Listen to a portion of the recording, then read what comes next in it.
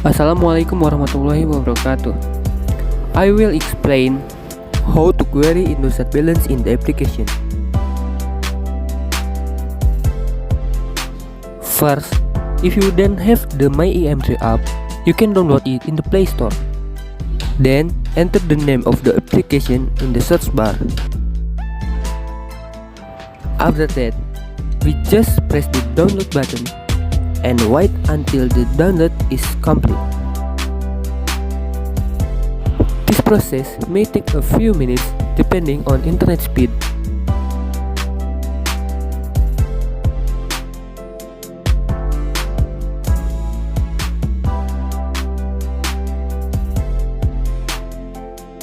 After that, just open the application.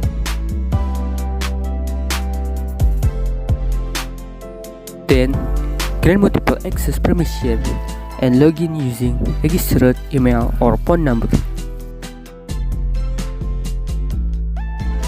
After that, press the part that was given the sticker to see more details.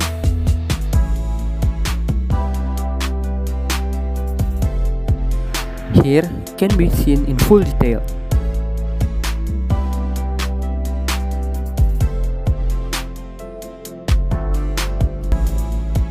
Maybe this is all I can explain.